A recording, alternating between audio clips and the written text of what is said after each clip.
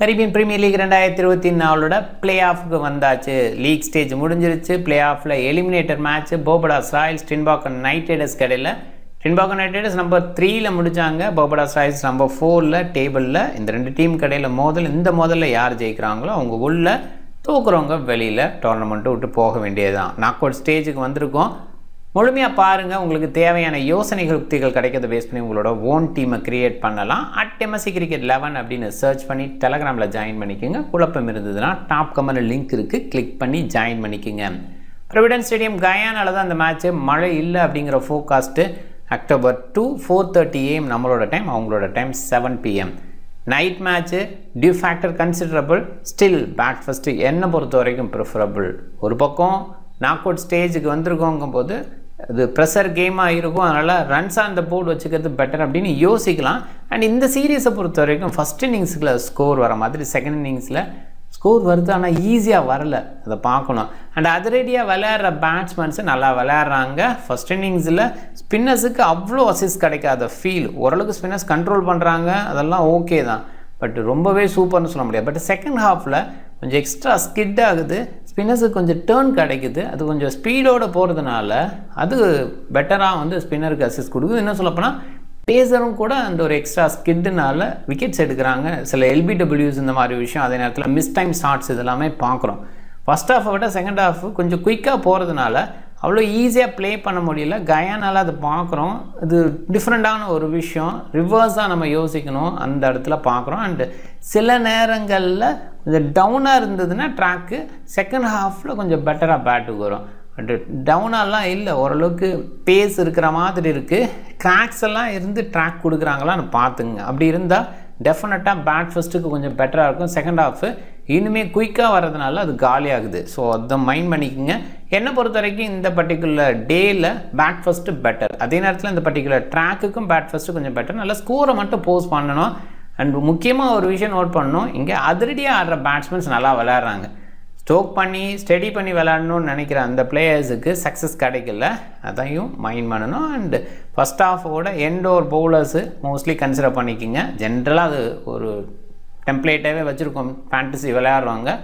But second half spinners pacers எல்லாத்தையும் cover பண்ணி எடுத்திங்கன்னா ஜெயிக்கிறதுக்கான வாய்ப்பை கொஞ்சம் அதிகப்படுத்திக்கலாம். கிராண்ட் லீக்குக்கு இந்த முறையில் ட்ரை பண்ணுங்கள், ஜெயிக்கலாம். First half batters top order batters நல்லா பண்ணுறாங்க. செகண்ட் ஹாஃப்னு வரும்போது middle order later middle order batter தான் கொஞ்சம் பெட்டராக பண்ணுறாங்க. ஸோ அதையும் மைண்ட் பண்ணிக்கோங்க. அதுவுமே ஒரு இடத்துல நிற்க வேண்டிய கட்டாயம் அப்படின்ற மாதிரி ஸ்டடி பண்ண முயற்சி பண்ணுறாங்க. அந்த பேஸில் தான் லேட்டர் பேட்ஸ்மேன்ஸ் அடிக்கிறாங்க. இம்ரான் தகீர்லாம் நல்லா விளையாடுறாரு அப்படிங்கிறதுலாம் நம்ம பார்த்தோம் போன மேட்ச்சில். ஸோ அது லேட்டர் பேஸில் இருக்கிறனால அது கொஞ்சம் பெட்டராக வருது. அதே நேரத்தில் பால் சைன் போனதுக்கப்புறம் அந்த பெட்டர் ஸ்கிட் கிடைக்குது, பேட்டுக்கு கொஞ்சம் பெட்டராக வருது. அதெல்லாம் கொஞ்சம் மைண்ட் பண்ண வேண்டியது இருக்குது. டின்பாக்கன் நைட் ரைடர்ஸ் நிக்கோலஸ் பூரனோட பர்த்டே அண்ட் சலாம் கில்லோட பர்த்டே. ஸோ ரெண்டு பேருமே இந்த சீரியஸே பர்த்டேயில் செலிப்ரேட் பண்ணுற மாதிரி தான் செலிப்ரேட் பண்ணிகிட்ருக்காங்க. அந்த மாதிரி ஸ்கோர்ஸ் பூரன்ட்டர்னு வந்துட்டுருக்கு. அண்ட் சலாம் கில்கிட்ட விக்கெட் பயங்கரமாக வந்துட்டுருக்கு. ஆரம்பத்தில் செம்மையாக இருந்தார். இந்த ஒரு இடத்துல கயானால அண்டு ட்ரினிடாடு அந்த பேஸில் கொஞ்சம் சலாம் கில் டவுன் ஆனார். அவ்வளோ கிரேட்டாக இல்லை.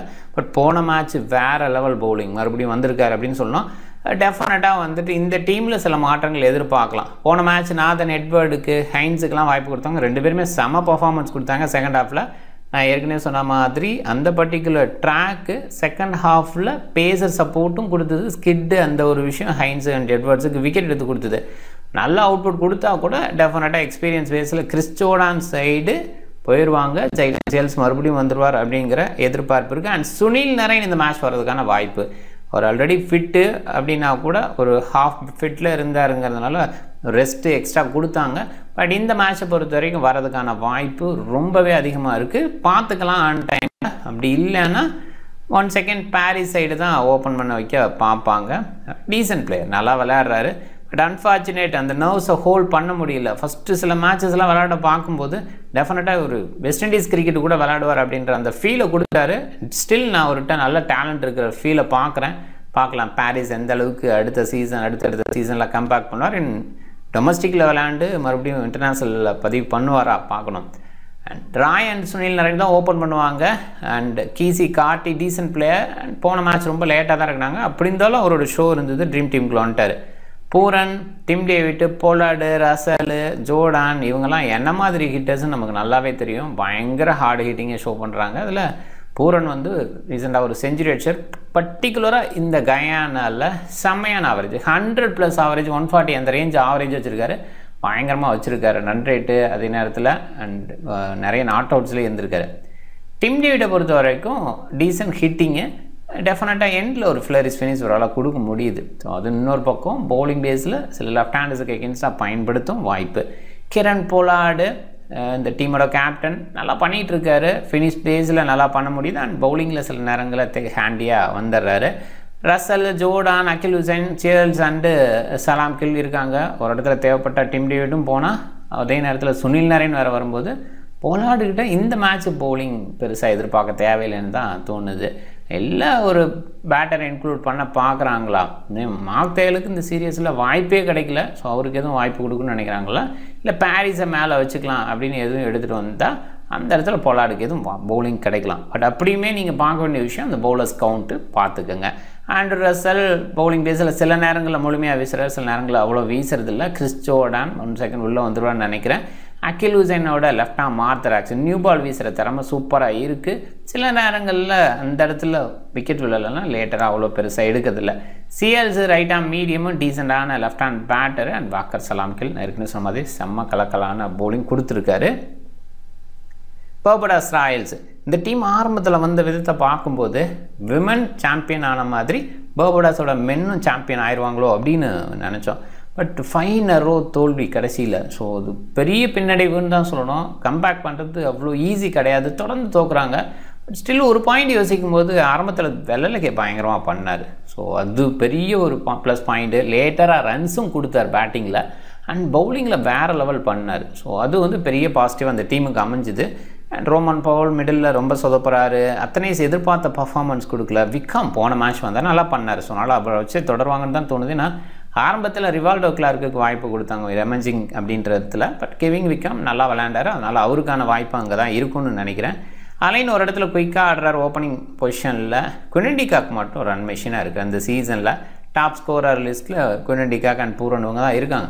ஸோ அந்த இடத்துல பார்க்குறோம். மில்லர் மிடில் பேஸில் டாப் ஆடலாம் ஃபெயில் ஆகிறதுனால மிடில் பேஸில் கொஞ்சம் ஸ்கோர் பண்ணுறாரு. ஹோல்டர் அவரோட ரெகுலர் பேட்டிங் பேஸில் அவுட்புட் கொடுக்கல. இந்த டீமுக்கு ஒரிங் ஃபேக்டர் பவுலிங் கண்டிப்பாக கிடையாது. ஏன்னா Holder, Maharaj, Theekshana, McKay and Naveen ul Haq அப்படின்ற மாதிரி இதோட பவுலிங் இருக்குது. பேட்டிங் பேஸில் யோசிக்கும்போது Quinton de Kock, David Miller நல்லா பண்ணுறாங்க. மற்ற யாரும் அந்தளவுக்கு கிரேட்டாக இல்லை. ஒரு மேட்ச் ரோமன் பவுல் நல்லா பண்ணார். பட் கண்டிப்பாக வந்துட்டு ஸ்பின் பேஸில் ஒரு தடுமாற்றம் இருக்குது. இந்த ட்ராக்குக்கு எப்படி அவுட்புட், அதாவது ட்ராக் எப்படி கொடுக்க போகிறாங்க, ஹார்டராக கொடுத்தா ரோமன் பவுலுக்கு பெஸ்ட்டாக இருக்கலாம். ஒருவேளை 10 பால் பிடிச்சா 20-30 கூட அடிச்சிடலாம். அது வந்து குயிக் மோடில் போகும்போது பவலுக்கு அது ஓகே. பட் ஸ்டெடி பண்ணணும், டாப்பால் ஃபெயில் ஆகுது, இந்த மாதிரி இடத்துல பவல் அந்தளவுக்கு கிரேட்டாக இல்லை. அதை பார்க்குறோம். எனிவே டேவிட் மில்லர் கொஞ்சம் மேலே வந்து அந்த ஸ்டெடினஸை கொடுக்க முடியும் டீமுக்கு பார்க்கணும். நல்லா பண்ணிகிட்டு இருக்கார் டேவிட் மில்லர். அண்டு ஒபின் மெக்கே போன மேட்ச் இல்லை, இந்த மேட்ச் மோஸ்ட்லி வந்துடுவார். ஏன்னா போன மேட்ச் ரமான் சிம்மன்ஸுக்கு வாய்ப்பு கொடுக்கணும் அப்படின்னு நினச்சாங்க. ஸோ அதனால் போனாங்க. ஒபின் மெக்கே எக்ஸ்பீரியன்ஸ் பேஸில் கொண்டு வந்துடுவாங்கன்னு நினைக்கிறேன். இல்லை சிம்மன்ஸோடய தொடர்ந்து போகிறாங்களா, இல்லை நைம் எங்கே உள்ளே கொண்டு வந்துட்டு ஒரு சில ஓவர் மேனேஜ் பண்ணலாம் ரோமன் பவுல் வச்சு அப்படிங்கிற மாதிரி நைம் எங்குக்கு ஒரு சில ஓவர் கொடுக்கலாம் அப்படின்ற தாட் வருதான் பார்க்கணும். மேட்ச் ஃப்ளோ அப்படின்னு பார்க்கும்போது பவுலிங் ஆப்ஷன் கொஞ்சம் ஹெவி தான். டிகேஆர் சைடுன்னு பார்க்கும்போது பவுலிங் ஆப்ஷன் கொஞ்சம் ஹெவி தான். நரேன் வந்துட்டாருன்னா பாட்டமில் இருக்கவங்க அண்ட் நடுவில் ஸ்பின் பேஸில் எடுத்தால் டிம் டேவிட் கூட போகிறாங்க. மோஸ்ட்லி டிம் டேவிட் சைடு இந்த மேட்ச்சுக்கு போக மாட்டாங்கன்னு நினைக்கிறேன் ஒரு பாயிண்டில் யோசிக்கும்போது. ஏன்னா நரேன் இருக்கிறாரு, அவர் ஆஃப் பிரேக் பவுலிங் போடுவார். ஸோ அதை லெஃப்ட் ஹேண்டர்ஸ்க்கு எகென்ஸ்டாக அவரை பயன்படுத்த பார்ப்பாங்க. ஏன்னா ஒரு அன்ஆர்த்தடாக்ஸ் லெஃப்ட் ஆர்ம் ஸ்பின்னர், இன்னொரு பக்கம் ஆர்த்தடாக்ஸ் லெஃப்ட் ஆர்ம் ஸ்பின்னருங்கும்போது லெஃப்ட் ஹேண்டர்ஸ்க்கு எகென்ஸ்டாக யோசிப்பாங்க. பட் சலாம் கில் லெஃப்ட் ஹேண்டருக்கு எகென்ஸ்டாக வெளியில் தான் எடுத்து போகிறாருங்கிறனால நிறைய நேரம் ஓகேவா யோசிப்பாங்க. எனிவே சுனில் நரேன் இருக்கலாம், டிம் டேவிட் ஒரு ஒன் ஆஃப் த ஃபினிஷராக யோசிப்பாங்க. அண்ட் இந்த சைடுன்னு பார்க்கும்போது டெஃபினட்டாக 5 பவுலர் அப்படிங்கிற ஸ்டிக்கில் தான் நிறைய நேரம் ரோமன் பவுல் இருந்திருக்காரு. ஒரு இடத்துல ரொம்ப ரன்ஸ் போனால் அவரே செல்ஃபாக வந்து பவுல் பண்ணலாம். Full quota Sunil Narine, Chris Jordan, Akeal Hosein and Salam Khil உங்கள்கிட்ட எதிர்பார்க்குறோம். And Russell and Jordan end ஓவரில் வீச வாய்ப்பு. அண்ட் இந்த சைடு ரோமன் பவுல் ஒரு ஒன் ஆஃப் த ஆப்ஷனாலும் மோஸ்ட்லி ஃபுல் கோட்டா அவங்களாம் வீசிடுவாங்க. Obed McCoy and Naveen end ஓவரில், சில நேரங்களில் ஜேசன் ஹோல்டரோட எண்ட் ஓவர் பவுலிங் எதிர்பார்க்கலாம். என்னை பொறுத்த வரைக்கும் டாப் 14 இப்போதைக்கு இதில் ஓகேன்னு சொன்னால் கூட ஒரு சில பாயிண்ட்ஸை யோசித்து நீங்கள் உங்களோட டாப் 14 யோசிங்க. என்ன பாயிண்ட்டுன்னா, ஃபஸ்ட் ஹாஃபில் பேட்டர் கொஞ்சம் பெட்டராக பண்ணுறாங்க. ஸோ ஃபஸ்ட் ஹாஃப் பேட்டர் பெட்டராக பண்ணுறாங்க. செகண்ட் ஹாஃபில் பவுலர்ஸ் பெட்டராக பண்ணுறாங்க. அதில் ஃபஸ்ட் ஹாஃப் பவுலர் அப்படிங்கும்போது எண்டோர் பவுலர்ஸ் கொஞ்சம் விக்கெட்ஸ் எடுக்கிறாங்க. ஸோ இனிஷியலாக அவ்வளோ விக்கெட்ஸ் விடுறாங்க. கொஞ்சம் ஹார்டாக ட்ராக்ஸாக இருக்கிற அந்த இடத்துலலாம் நிறைய நேரம் பேட்டிங்க்கு ஃபேவராக தான் போயிடுது. நல்ல ஹார்டு ஹிட்டர்ஸ் யார்? ஸோ அது உங்களை வந்து ஃபைன் பண்ணுங்க. ஏன்னா பவுண்டரி டைமண்ட்ஸ் எல்லாம் சைட் பவுண்டரிஸ் எல்லாம் சின்னதாக இருக்கனால அந்த ஹார்ட் ஹிட் பண்ணும்போது ஓகே, பட் கொஞ்சம் நின்று ஆடலாம் ஆடினா பால் டிஃப்ரெண்ட்டாக பிஹேவ் பண்ணுது. அப்போ வந்து அவங்க மாட்டிக்கிறாங்க. ஸோ அதனால தான் சிம்ரன் ஹெட்மேயர், நிக்கோலஸ் பூரன் இந்த மாதிரி பிளேயர்ஸ் எல்லாம் பயங்கர நம்பரை வச்சுருக்காங்க இந்த பர்டிகுலர் கிரவுண்டில். ஸோ அதெல்லாம் மைண்ட் பண்ணிவிட்டு அதுக்கு தகுந்த மாதிரி உங்களோட பிக்ஸை யோசிங்க. ஃபஸ்ட் ஹாஃப், செகண்ட் ஹாஃப், இந்த பேட் ஃபஸ்ட்டு, பவுல் ஃபஸ்ட்டு, இந்த மாதிரி மேட்சஸ்க்கு ரொம்பவே இம்பார்ட்டண்ட்டாக இருக்கும். ஏற்கனவே இருக்கிற நம்பர் பேஸ் பண்ணி மட்டும் இல்லை, நாக் அவுட் ஸ்டேஜ்னு யோசிக்கும் போது டெஃபினட்டாக பேட் ஃபஸ்ட் டீமுக்கு கொஞ்சம் அட்வான்டேஜ் இருக்குது. ஸோ அதெல்லாம் பார்த்துங்க. இங்கே பிக் பேஸில் சுனில் நரேன் அப்படிஸாக இருக்கிறதுக்கான வாய்ப்புனால பார்த்துங்க. அதே நேரத்தில் Quinton de Kock, Nicholas Pooran top scorers இந்த சீசனில். டிம் டேவிட் பாசிபிளாக உள்ள வருவார்னு நினைக்கிறேன். குயிக் ஃபயர் ஃபினிஷ் அப்படிங்கிறத கொடுக்கலாம். அவர் முக்கியமான மேட்ச்சில் பிக் மேட்ச் பிளேயராக இருந்திருக்காரு. கிரண் பொலார்ட் அந்த இடத்துல கன்சிடரபிள் டெஃபினட்டாக. டேவிட் மில்லர், ரசல், ஹோல்டர் இவங்கெல்லாம் ஃபினிஷிங் டேஸில். அதில் பவுலிங் டேஸில் Russell and Holder. Maharaj, Jordan, Theekshana, Akeal Hosein, Naveen and சலாம் கில் இவங்கெல்லாம் பவுலிங் பேஸில் ஸ்ட்ராங்காக இருக்காங்க. கேசம் மஹராஜ் செகண்ட் ஹாஃப்னா டெஃபினட்டாக கன்சிடரபிள். ஸோ ஃபஸ்ட் ஹாஃப்ங்கிறது ஓகே, பட் செகண்ட் ஹாஃபில் கொஞ்சம் அதிகமான விக்கெட்ஸ் ஒரு ஸ்பின்னர் சைடுன்னு யோசிக்கிறேன். ரெண்டு சைடுமே ஸ்பின்னர்ஸ் குவாலிட்டியாக இருக்காங்க. ஒரு பக்கம் சலாம் கில் அண்டு அகில் ஹுசைன், இன்னொரு பக்கம் கேசம் மஹராஜ், தீக்ஷனா ரெண்டு பேருமே வேர்ல்ட் கிளாஸ் ஸ்பின்னர்ஸு. ஸோ அந்த வகையில் ரெண்டு சைடுமே வேர்ல்ட் கிளாஸ் ஸ்பின்னர்ஸ் இருக்காங்க. ஸோ அந்த வகையில் ஸ்பின்னர்ஸு செகண்ட் ஹாஃபில் வீசுகிற ஸ்பின்னர்ஸை மிஸ் பண்ணாமல் போகிறது பெட்டர்னு நினைக்கிறேன். அண்ட் இந்த மாதிரி ட்ராக்ஸுக்கு நவீன் மாதிரி பவுலர்ஸ் ரொம்ப ரொம்ப பெஸ்ட்டாக இருப்பாங்க. பட் அன்ஃபார்ச்சுனேட் இந்த சீசன் பெருசாக அவருக்கு இல்லை. போன மேட்ச் அப்படியுமே பெஸ்ட்டாக வந்துடுவார் நம்புகிறேன். பிக் பேஸில் பார்க்கும்போது Tim David, Keshav Maharaj, Obed McCoy and Jayden Seales இவங்கெல்லாம் வந்து ட்ரை பண்ணலாம். ஸோ டிம் டேவிட் ரொம்ப குறைவாக பிக் பண்ணியிருக்காங்க. இந்த மாதிரி மேட்ச்சில் பிக் பிளேயர் அப்படின்னு சொல்லலாம். கேசம் மஹராஜையும் குறைவாக பிக் பண்ணியிருக்காங்க. செகண்ட் ஹாஃப் இருந்தால் மஸ்ட் பிக்னு சொல்லலாம். ஒபேன் மெக்கே செகண்ட் ஹாஃபாக இருந்தால் டெஃபினட் பிக்கு. அண்டு ஜெய்டன் சேல்ஸும் செகண்ட் ஹாஃபாக இருந்தால் பிக்கு. ஸோ கொஞ்சம் செகண்ட் ஹாஃப் பவுலர்ஸில் லேட்டர் பவுலர், ஃபாஸ்ட் பவுலராக இருந்தால் கூட விக்கெட் விழுது. ஸோ கொஞ்சம் இந்த பால் ஸ்கிட் ஆகிறனால. Quinton de Kock, Nicholas Pooran, Pollard நிறைய பேர் கேப்டனாக ட்ரை பண்ணியிருக்காங்க. சுனில் நரேன் ஆப்வியஸாக டே மேட்சாக இருந்தால் நிறைய பேர் ஒரு சைடு போயிடுவாங்க, அதில் டவுட்டே இல்லை. நைட் மேட்ச்னால சில பேர் கேப்டன் மாற்றாமல் இருப்பாங்க. ஸோ அதனால் சுனில் நரேன் கண்டிப்பாக கேப்டனாக ட்ரை பண்ணலாம்.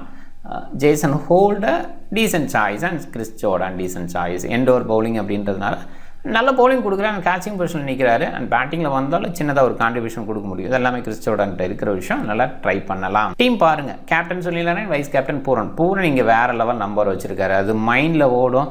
நல்லா விளையாண்டுட்டு இருக்காரு. ஹார்டு ஹிட்டிங்க்கு இங்கே ஃபேவர் இருக்குது. ஸோ அதனால் டெஃபினட்டாக பூரனை ட்ரை பண்ணலாம். ஈவன் சுனில் நரேன் கூட பெரிய ஸ்கோர் அடித்து ஆச்சரியப்படுறதுக்கு இல்லைங்க. ஏன்னா ஹார்ட் ஹிட் பண்ணால் பெருசாக போயிடுது. அது பார்க்கணும். ஃபியர்லெஸ்ஸாக விளையாண்டாவே கயானா பெஸ்ட் அவுட்புட்டை கொடுத்துருக்கு. ஸோ அதனால் ட்ரை பண்ணலாம். அண்ட் ஃபஸ்ட் பேட்டிங்காக இருந்தால் இந்த மாதிரி ட்ரை பண்ணலாம். அதே வந்து ஃபஸ்ட் பேட்டிங் குவிண்டன் டிகாக் சைடாக இருக்குது, பர்படாஸ் ராயல்ஸாக இருக்குது அப்படின்னா Quinton de Kock side captain vice captain. And அதே நேரத்தில் ஜேசன் ஹோல்டர் மாதிரி பவுலர்ஸை கூட கேப்டனாக ட்ரை பண்ணலாம். நல்ல சாய்ஸாக பார்க்குறேன். நீங்கள் டிஃப்ரெண்ட் டீமை ட்ரை பண்ணுங்கள். மை மாஸ்டர் 11ல் ப்ளே பண்ணுங்கள். இந்த பர்டிகுலர் மேட்ச்சுக்கு 20,000 கிவ் அவே கொடுத்துருக்காங்க. ஸோ ரெகுலராக வந்து இங்கே கிவ் அவே கொடுக்குறதா இருக்கட்டும், நிறைய ஃபார்மேட்டு, நிறைய விஷயங்கள் இங்கே கொடுக்குறதா இருக்கட்டும், சூப்பராக இருந்துகிட்ருக்கு. ஸோ அதனால் கண்டிப்பாக பயன்படுத்திக்கங்க. மேக்ஸிமம் மேட்சஸை இங்கே கவர் பண்ணிக்கிட்டே இருக்காங்க. ஸோ அதுதான் முக்கியமாக இந்த பர்டிகுலர் ஆப்பை பொறுத்த வரைக்கும் நம்ம பார்க்குற ஒரு விஷயம். பாருங்கள். ஸோ கான்டெஸ்ட்லாம் நல்லா இருக்குது. அண்ட் அதில் ஃப்ரீ கான்டெஸ்ட் இருக்குது. ஸோ பயன்படுத்திக்கங்க. அது மட்டும் இல்லை, விமென்ஸ் வேர்ல்ட் கப் வருது. அதுக்கு இன்வெஸ்ட்மெண்ட் லீடர் போர்டு 1 crore கொடுத்துருக்காங்க. ஸோ அதுவுமே சூப்பராக பாருங்கள். கண்டிப்பாக வந்து ஹெவி இன்வெஸ்டருக்கு அது ஒரு நல்ல வாய்ப்பு. அது இல்லாமல் ரெகுலராக விளையாண்டிங்கன்னா அங்கேயுமே ஃப்ரீ கான்டெஸ்ட் நிறையா இருக்கும். ஃப்ரீயாக விளையாண்டுறது மட்டும் இல்லை, ஃப்ரீ விளையாடுறது அப்படிங்கிறது நமக்கு ஒரு டஃப் டீமு போடணும் அப்படின்னு நினைக்கும் போது அதை வந்து நம்ம ஃப்ரீ கான்டெஸ்ட்டில் ஜாயின் பண்ணி ட்ரை பண்ணி பார்க்கலாம். ஒரு டிஃப்ரெண்ட் ஜோனில் ட்ரை பண்ணி பார்க்கும்போது நமக்கு ஒரு ஐடியா கிடைக்கும். ஸோ அதுக்கெல்லாமே இது ஹெல்ப்ஃபுல்லாக பயன்படுத்திங்க. மை மாஸ்டர் 11 இன்ஸ்டால் பண்ணலைன்னா டாப் கமெண்ட்டில் லிங்க் இருக்குது, கிளிக் பண்ணி இன்ஸ்டால் பண்ணி என்னோடய ரெஃபரல் கூட பயன்படுத்த மறக்காதீங்க. உங்களோட ஐடியாவுக்கு டீமை கிரியேட் பண்ணுங்கள். இந்த வீடியோ பிடிச்சிருந்தால் லைக் பண்ணுங்கள், உங்கள் ஃப்ரெண்ட்ஸுங்களுக்கு ஷேர் பண்ணுங்கள். சேனலை சப்ஸ்கிரைப் பண்ண மறக்காதீங்க. மிக்க நன்றி.